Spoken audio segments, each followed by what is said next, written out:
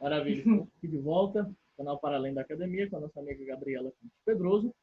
E aí, Gabi, a gente gostaria de perguntar assim agora para você, do ponto de vista bem prático mesmo, o que você fazia lá no tribunal, como é que era o seu trabalho, qual experiência você adquiriu, o que você pode contar para a gente desse processo? Eu acho que é bem interessante, como você esteve lá dentro, né? Você tem Uhum, uma visão um pouco mais privilegiada para além da própria teoria, né? uhum. Bom, o meu trabalho, tanto como estagiária como quanto funcionária, foi bem específico na parte de participação das vítimas, né? Eu não trabalhei muito com reparação das vítimas, mas trabalhei bastante na parte de participação mesmo. Os processos, os casos com os quais eu lidei foram sempre na fase ou de investigação ou na fase do pre-trial.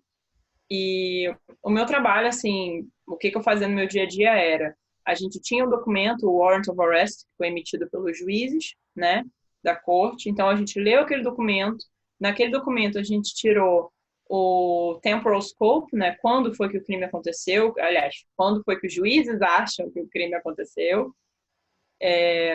depois, também a parte material de quais crimes, né? Porque dentro de um crime contra a humanidade, por exemplo, você tem diversos, né? Então, a gente separou lá direitinho quais foram os crimes que aconteceram e também a parte geográfica, o geographical scope, saber aonde, né? Então, quais crimes, quando e onde. Esses três fatores eram os três scopes que a gente delimitou a partir do documento emitido pela corte. Uhum. Fazendo isso, depois dessa interpretação, a gente montou uma tabelinha bonitinha, assim, com os crimes todos direitinho. A partir do momento que a gente teve essa interpretação, a gente começou a ler os formulários que as vítimas enviavam e cada formulário era interpretado de acordo com a decisão dos juízes, né? Então, a gente colocava as informações das vítimas no sistema da corte e falava, bom, essa vítima sofreu, ela está dentro do caso, ela pode participar, por quê? Porque ela sofreu o crime XYZ, no local XYZ, no momento XYZ. E tudo isso se encaixa aqui, né? E a minha sessão, primeiro, a gente não é juiz, né? Então a gente não pode falar, vai participar, não vai participar. A gente faz uma pré-seleção, digamos assim, né? Eles chamavam de legal processing das vítimas. Então a gente separava em três grupos. Isso está até no, acho que não é no estatuto, mas tem um documento do tribunal que é a parte de procedimento penal, e isso está definido lá, que é assim que a gente trabalha. Então, você coloca as vítimas em três grupos diferentes. Aquelas que a gente acha que com certeza está dentro do caso, né, que está tudo bonitinho. Temporal scope, material scope, geographical scope, tudo da match. Então, o primeiro grupo. Segundo grupo que a gente acha que não está dentro, porque está tudo diferente, nada bate, né? E o terceiro grupo é o que a gente não sabe. Porque parece ser preto no branco, mas não é, entendeu? Porque muitas vezes acontece do juiz falar, bom, o crime a gente entende que aconteceu a partir do dia 2 de julho de 2012, sei lá, até o dia 3 de agosto de 2013. Aí a vítima fala para mim que o crime aconteceu no dia 1º de julho de 2012, tipo, um dia antes, entendeu? Só que assim, a gente tem que lembrar, novamente, desculpa se eu tô sendo repetitiva, estamos lidando com pessoas de sem escolaridade normalmente, pessoas que nunca lidaram com um processo penal na vida antes, pessoas que sofreram diversos crimes, que foram expulsos das casas, do próprio país, sabe? Foram muito perseguidas. Essas pessoas não sabem ler, não sabem escrever. A grande maioria, estou generalizando. Então, assim, muitas vezes você vira para essa pessoa e fala, dia 2 de julho, 2 anos atrás. A pessoa não sabe.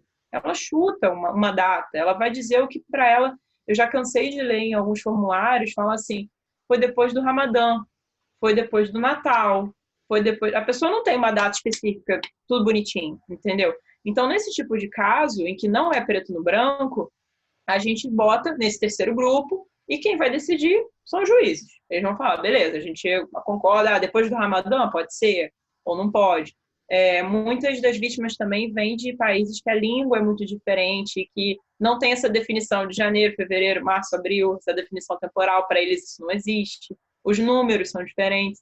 Então, é uma corte internacional, e a corte internacional tem que se adaptar as culturas diferentes que estão ali dentro, que estão sendo julgados ou que estão participando, né?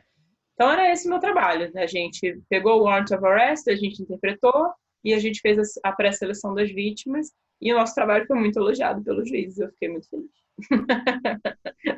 Legal. É, Brasileira sendo reconhecida lá no exterior. Isso é muito bom.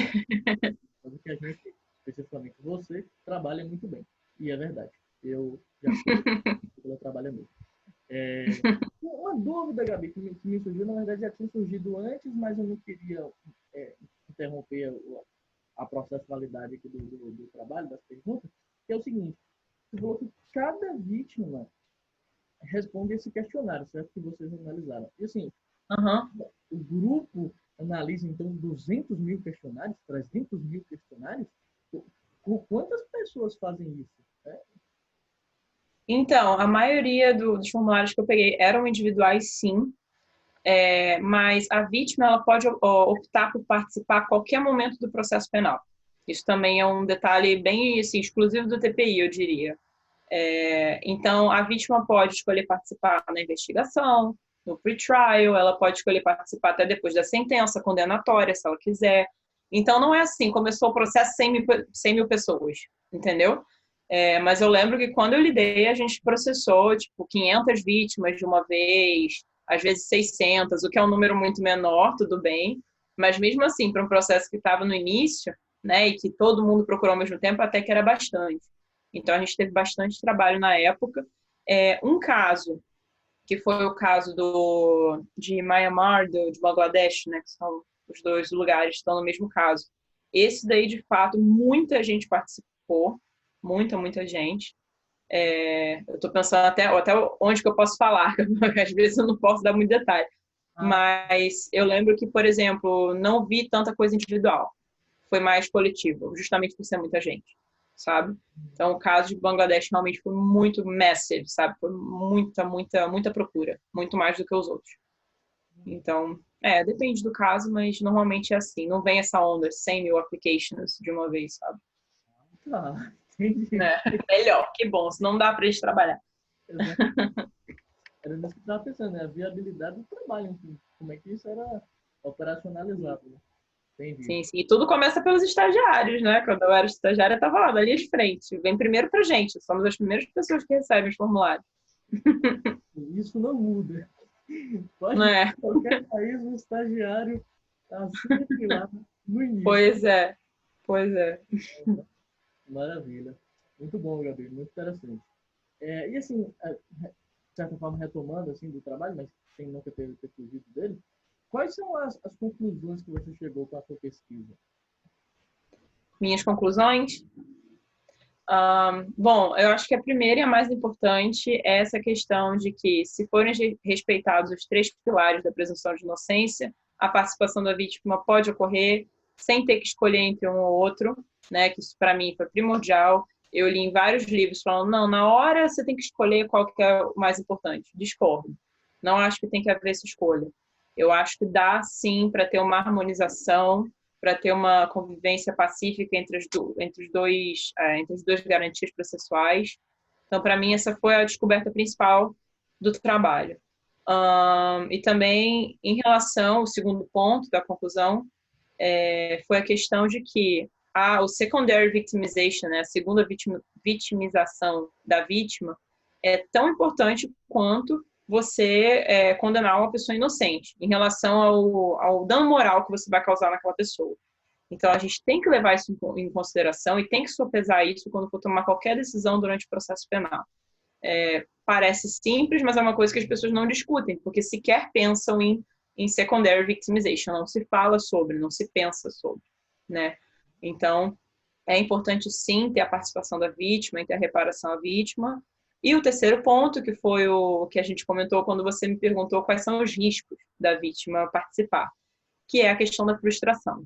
Tentar evitar ao máximo a frustração da vítima. Porque o secondary victimization, ele ocorre não só quando a vítima é deixada de lado e quando ela não participa, mas também quando ela participa e ela é prometida mundos e fundos e aquilo não acontece, né? Então, sim, vamos fazer a vítima participar. Ela tem mais do que direito de participar no crime que aconteceu com ela, né? Mas, além disso, e mais importante ainda, é não criar expectativas enormes e ser bem realista no que o tribunal pode trazer para a vítima, né? Tanto em relação à participação, quanto em relação à reparação após uma condenação ou após a pessoa ser inocentada. Uhum. Entendi. De fato. De fato, é muito interessante. Enfim, tem que ficar bem de olho nisso, né? Considerando. É. E assim, quais são o que você encontrou, se é que há, né? De limitações no seu estudo, né, na sua pesquisa? Eu acho duas limitações bem relevantes no meu trabalho. A primeira é o fato de que, como eu disse, para conseguir terminar a tese no tempo razoável e no número de palavras razoáveis que a faculdade pedia, eu analisei somente duas sentenças, né? Então, a análise de jurisprudência não foi tão abrangente. Eu acho que isso é uma limitação, que um trabalho futuro que vá falar sobre esse tema pode sim estudar mais decisões. Se eu fosse fazer um PhD, por exemplo, nessa área, eu estudaria todas as sentenças relacionadas à vítima, que aí sim eu acho que vai ser um trabalho completo. E também a segunda limitação é estudar a parte de apelação, né, que eu não fiz. Eu estudei só o pre-trial e o trial, mas a parte de apelação, que tem toda a questão de reparação também, que é bem interessante de ser estudado, eu acho que pode ser bem mais aprofundado nesse ponto. Uhum. Entendi. Excelente. E agora, para a gente finalizar, Gabi, novamente agradecendo imensamente sua participação aqui. Acho que abrilhanta muito o canal, primeiro entrevistado internacional que nós temos, que outras e outros venham. Diria o seguinte, você tem alguma perspectiva de continuar trabalhando nesse tema? Enfim, o que agora você está pensando em fazer da vida, assim, se é que tenha já algum espécie de planejamento nesse sentido, né? Seja, você quer fazer um PhD, enfim, como é que você quer aí continuar estruturando ou não essa pesquisa? Né? Olha, eu não tenho vontade de fazer PhD, eu sou uma pessoa que sou mais da prática do que da teoria, e apesar de admirar muito quem consegue, não é para mim, não é algo para mim. Mas eu tenho muita vontade, sim, de continuar a trabalhar com vítimas, se eu conseguir emprego nessa área, que não é fácil, né? Então, existe toda essa parte de proteção à vítima, não só no âmbito internacional, mas também no âmbito do direito europeu. Né? Agora que eu estou trabalhando no Parlamento Europeu, por exemplo, eu vi algumas oportunidades de trabalhar com victims' rights, né, com os direitos das vítimas, proteção, participação, etc., no âmbito da Corte Europeia, por exemplo. E então isso também é algo que me chama muita atenção, que eu tenho vontade, sim. Mas a gente sabe, por a gente não ser da Europa, por não ter tido uma educação da vida inteira na Europa, as nossas chances de conseguir trabalho aqui são muito mais difíceis do que uma pessoa que foi nascida e criada aqui, né? Então acaba que se eu falar para mim mesma, eu só quero emprego nessa área, não aceito mais nada, é muito difícil, entende?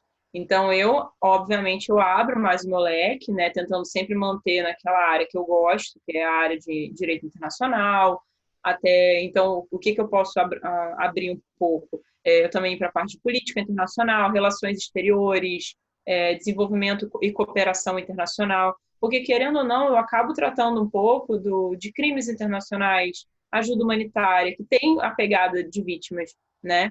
Por exemplo, o que eu faço hoje no Parlamento Europeu, eu sou trainee lá e a minha sessão ela é dedicada às relações exteriores do Parlamento Europeu com parlamentos da África, do Caribe e do Pacífico.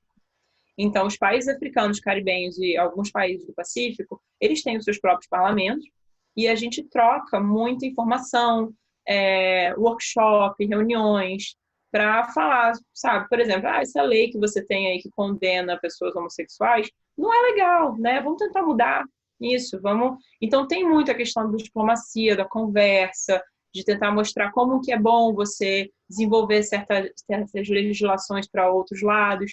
E aí você entra na questão, se uma pessoa é presa porque ela é homossexual, você está interferindo nos direitos humanos daquela pessoa. Então tem a vitimização daquela pessoa. Então tem muito essa pegada também. Querendo ou não, apesar de eu estar trabalhando agora com política no âmbito europeu, eu consegui me enfiar um pouquinho no ramo que tem mais a ver com o que eu gosto de fazer. o meu trabalho envolve muito essa parte de direito humanitário, de direitos humanos, tem mais essa pegada, até porque normalmente são as discussões que envolvem quando você está falando de países menos desenvolvidos, né? Normalmente você acaba ficando nesse leque o tempo todo.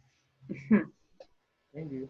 Maravilha. Falei que era o último, mas agora eu vou te passar para as considerações finais, enfim, o que você pode aí resumir, novamente agradecendo muito. E se você, enfim, quiser eventualmente dar alguma, vou chamar de dica aqui, mas nem sei se esse é o termo que se aplica, para pessoas brasileiras ou não, enfim, outras nacionalidades que queiram trabalhar aí na Europa, já com a sua experiência, etc. E tal, o que a pessoa pode estar mobilizando aí para conseguir alcançar esse objetivo, né? É isso. Bom, eu penso que duas coisas extremamente importantes, não sei se eu vou estar sendo clichê ou não, mas enfim, a primeira são as línguas. Se você não tiver, no mínimo do mínimo, um inglês fluente, não adianta, sabe? Então, eu tô falando no mínimo do mínimo porque, assim, as pessoas com quem eu convivo, com quem eu trabalho, elas falam 3 línguas fluentes, como se tivesse nascido falando as 3.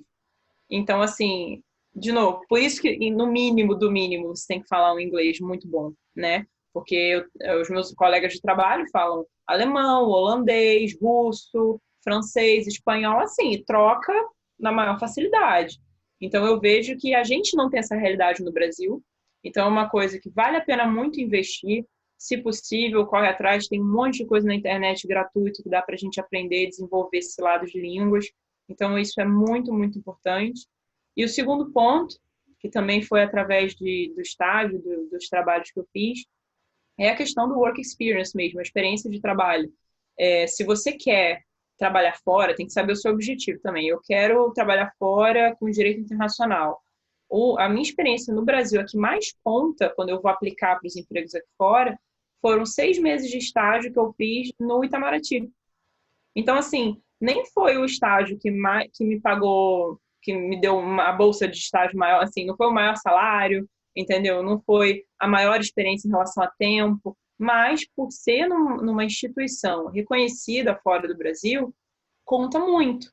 Eu também, na época, eu lembro da faculdade, eu fiquei quase 2 anos como voluntária na Cruz Vermelha, do lado ali da FND. Então, de volta e meia eu ia, participava de um projeto ou outro e tal. Não era uma coisa que me tomava todos os dias 24 horas, entendeu? Quando tinha um projeto ou outro eu ia, mas está lá no meu currículo. E o pessoal de fora, quando olha, fala, pô, Cruz Vermelha é reconhecido fora do país, né? Então, se você só tem essa vontade de sair, trabalhar fora, mas aí quando você vai ver no seu currículo, sua experiência de trabalho foram só em pequenas empresas ou alguma coisa assim, que é brasileira, que ninguém reconhece fora, é bem capaz daqui fora o pessoal falar, ah, você não tem experiência de trabalho. Eles nem sequer consideram, entendeu?